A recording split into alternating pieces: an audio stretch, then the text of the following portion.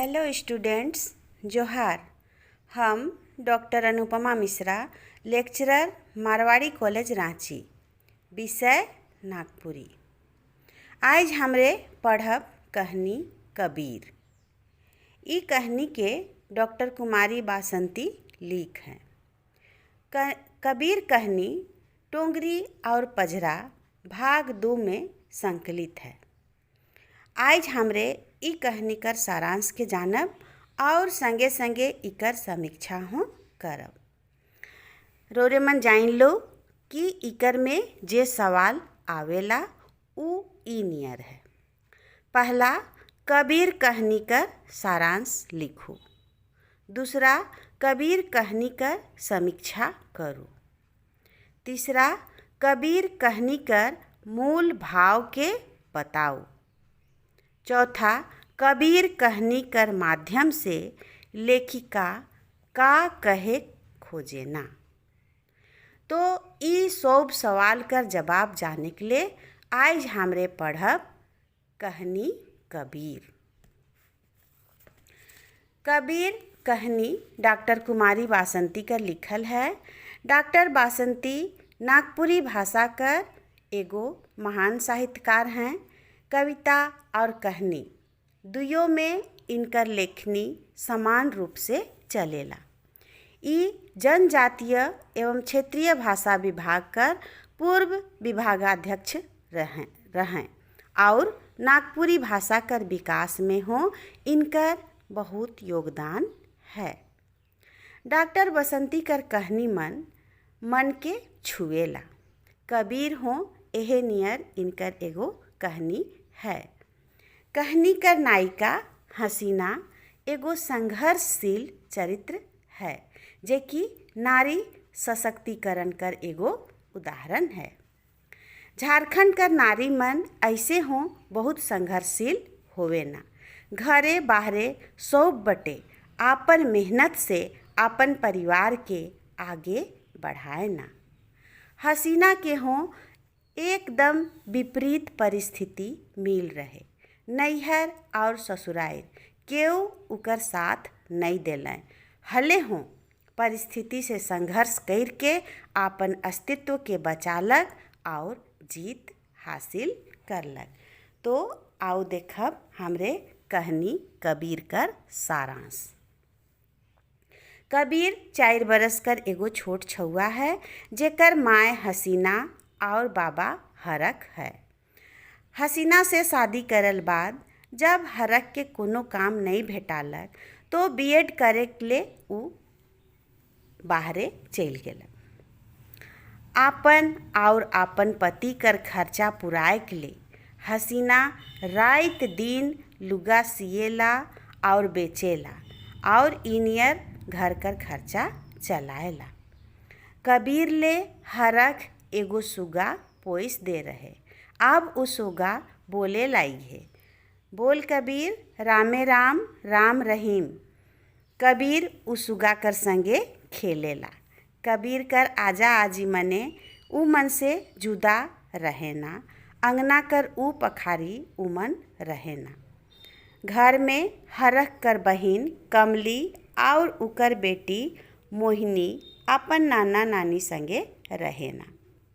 जे मन की हसीना से कोई मदद उके हसीना के नहीं करेना। हसीना जतना पारत रहे अपन सास ससुर कर मदद करत रहे, सेवा करत रहे। दातुन कुछ के कबीर कर हाथ में उकर आजाले भेज देत रहे। रूपू कर पिंजरा ले ले कबीर जायला अपन आजा के दतुन देवे। पाछे लाइक जायला कमली कर बेटी मोहिनी। कबीर कर शिकायत नानी हर के करेला। ओ दे नानी कबीर आहे, रूपू के हमर पीड़ा में मड़ाए दे है। ओ दे नानी कबीर गगरी बटे जाथे, तुलसी चौरा बटे जाथे। रूपू का के खाए रहे से के उलैग देलक। आजी कहते हैं कबीर गगरी के ना छुबे भैया, एकाइर होय के तो राजा बट जाबे ने। कबीर कर छौआ मन उदास हो जात रहे। मन गिराए के हसीना से कहे, अब मोर आजा ठन दतुन नी ले जमू। मोहिनी मोके कोनो चीज छुए के ले नी देवेला। हसीना अपन बेटा कर मुँह चूम लेत रहे और समझात रहे, मोहिनी बगरा दिन नी रही बेटा, तोर अजा कर अंगना में तोहें खेलबे। कबीर कर छौआ मन खुश हो जात रहे। हसीना गांव कर एगो टूरी छोड़ी रहे, जेके गांव वाला मन हाँसो कहत रहे। जखन 4-5 बरिस कर रहे, उकर माय नुकसान हो गेलक। उकर बाप रहमत कर दुकान रहे। उकर घर से तनिक दूर में उकर संग कमली और हरक कर घर रहे। हरक कर बाप कर चाह पकौड़ी कर दुकान रहे। हरक और कमली भाई बहन रहे। ई मनकर से हसीना कर बड़ा दोस्ती रहे। तीनों झन के हसीना कर बाप घोड़ा में बैठाए के मंगर पेठिया लेवत रहे। हसीना जखन 10 बरिस कर होलक, उकर बाप रहमत दोसर बियाह कर लेलक और संबलपुर चल गेलक। हसीना एकला हो गेलक और अपन बड़ा कासिम मियाँ कर घरे रहे लागलक। कासिम मियाँ कर अपने 10 गो छौआ रहें। उकर जनी हसीना के बड़ा मारपीट करत रहे। हसीना कर टूरा मन कुहक जातक, तले उ हरख मनक घर चल जातक, हुए खातक कमली संगे पढ़तक। हसीना सिलाई कर ट्रेनिंग हो करत रहे। हरक कर बाप हसीना के आपन बेटी नियर मानत रहें। कमली कर संगे संगे हसीना कर शादी हो करे के उपाय सोचत रहें। धीरे धीरे समय बीते लागलक और कहिया हरख और हसीना एक दूसरा कर नजीक आए गेलें, एक दूसरा से प्रेम करे लागलें, उमन जाने नहीं पारलें। एहे बीच कमली कर शादी तय होलक। बारात आलक, मुदा बाराती मन के जखन पता लागेला कि लड़की कर भाई एगो मुसलमान छोड़ी से रहेला, तो बारात घूर गेलक। इकर से हरख कर माय बाप दुयो बड़ा दुखी हो गेलें और बेटा के और हसीना के बड़ा खिसाए लागलें। नी खाए के खियाली आज हमरे कर घर में आग लगाए देलक। मुदा कमली कर बारात के समझाए बुझाए के फिर से घुराए के लान लें और कमली कर शादी हो गेलक। इकर बाद हरख हसीना से शादी कर लेवेला। ना तो हसीना कर नैहर बटे केहू शादी ले राजी रहें, ना ससुराइर बटे केहू राजी रहें। बड़ा हंगामा होलक, मुदा गांव कर मुखिया सब के समझाए बुझाए के शांत कर देलक। ई घटना से खिसाए के कासिम मियाँ अपन परिवार संगे गांव के छोड़ देलक और दूसर गांव चल गेलक। जखन कबीर होलक, हसीना कर गतर के उकर साइस ननद क्यों नहीं छुलें। मिशन अस्पताल कर सिस्टर मन आलें तो उ नवा जिंदगी पालक। मुदा जखन कमली कर बेटी होए रहे, हसीना अपने जाय के कतना सेवा कर रहे। से दिन उकर सास ससुर कर आँख खुल रहे और उमन उके तनिक माने लागलें। ऐसने दिन बीते लागलक। हसीना लुगा सी सी के हरख कर और अपन खर्चा चलात रहे। सास ससुर कर हो उ सेवा करत रहे।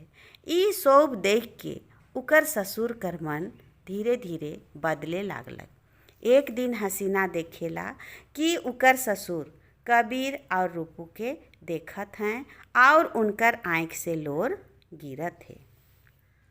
उ जान गेलक कि उकर ससुर कर आँख से पश्चाताप कर लोर गिरत है। जोन पर धर्मी छोड़ी कर चाड़े उकर बेटी कमली कर बारात घुर जाए रहे। आज ओहे पर धर्मी छोड़ी कर बेटा के आजाहर गला लगाए लेवेना, अपनाए लेवेना।